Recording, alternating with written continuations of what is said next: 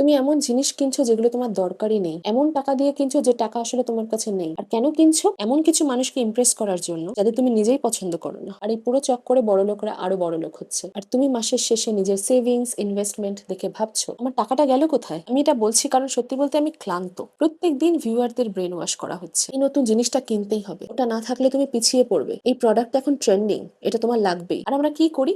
কিছু একটা দেখলাম, কার্টে অ্যাড করলাম, চেক আউট করলাম, তারপর মনে হলো কি ভাল লাগছে। কিন্তু এই ভালো লাগাটা কতক্ষণ থাকে?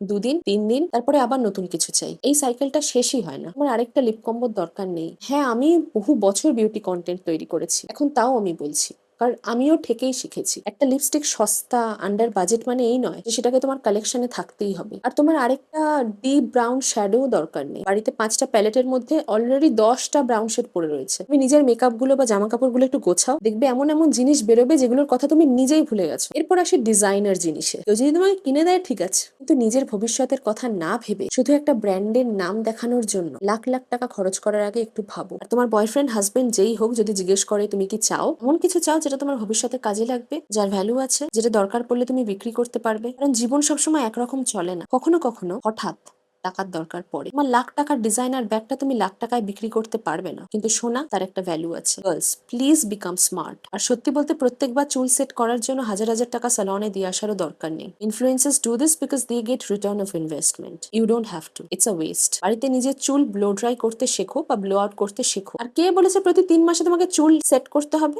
বা ট্রিম করতে হবে? They need content for blog. কেউ একটা বলছে, ব্যাক অফ দ্য মাইন্ড আমরা শুনছি আর ভাবছি এটাই জীবনের সত্যি না। আরেকটা কথা, তোমাকে কেউ ইনভাইট করেছে কোথাও, তার মানে এই নয় যে তোমাকে যেতেই হবে সেখানে। তুমি গার্লস নাইটে গেলে তুমি অ্যালকোহল খাও না, একটা মকটেল খেলে শেষে বিল এলো, সবাই সমান ভাগ করছে। মানে তুমি এখন অন্যের 5টা ককটেলে টাকা দিচ্ছ কেন? ও ডাচ। বা না বলতে শেখো। প্ল্যান ক্যান্সেল করলে তোমার জীবন শেষ হয়ে যাবে না। এরপরে আসে জিম। তুমি জিম জয়েন করছো কারণ তুমি পিলাটেস করবে, নতুন জিম সেট লাগবে, সুন্দর বোতল লাগবে, ব্যাগ লাগবে, সব কিনে ফেললে। তারপরে তুমি জিমে গেলে 4 দিন। আমার প্রশ্ন হচ্ছে, প্রত্যেকবার নতুন কিছু শুরু করার আগে নতুন কিছু লাগবে? জীবন যদি বদলাতে চাও, মাইন্ডসেট দিয়ে শুরু করো। নতুন ডায়েরি, 10টা হাইলাইটার আর পিন্টারেস্টের মতো স্টেশনারি কিনে কিছু হবে না। তার বদলে অন্য কয়েকটা কাজ করো। নিজের ব্লাড টেস্ট করো, শরীরে কোনো ইমব্যালেন্স আছে কিনা জানার চেষ্টা করো, জল খাও, রোজ একটু হাঁটো, সকালে ঘুম থেকে উঠেই প্রথম 30 মিনিট ফোনটাকে একটু দূরে রাখার চেষ্টা করো, কফি খাওয়ার আগে একটা ভালো ব্রেকফাস্ট খাও, প্রোটিন খাও, ভিটামিন ডি লেভেল চেক করাও, নিজের শরীরের দিকে একটু নজর দাও, ঘর পরিষ্কার করো। 1 বছর ধরে যে জামাটা তুমি পরোনি, আর নিজেকে মিথ্যা বলো না যেটা আমি একদিন পরবো। তুমি পরবে না, সরিয়ে দাও। আর সব শেষে যেটা তোমাদের জন্য সবচেয়ে বেশি কঠিন হবে, সেটা হচ্ছে শপিং অ্যাপগুলো ডিলিট করো। যে ইনফ্লুয়েন্সারদের দেখে তোমার প্রত্যেক দিন মনে হচ্ছে যে আমাকে এটা কিনতেই হবে, ওটা লাগবেই আমার, না হলে আমার জীবন অসম্পূর্ণ, তাদের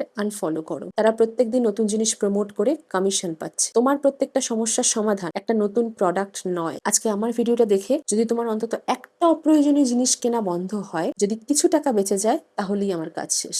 দ্যাটস ইট। বাই।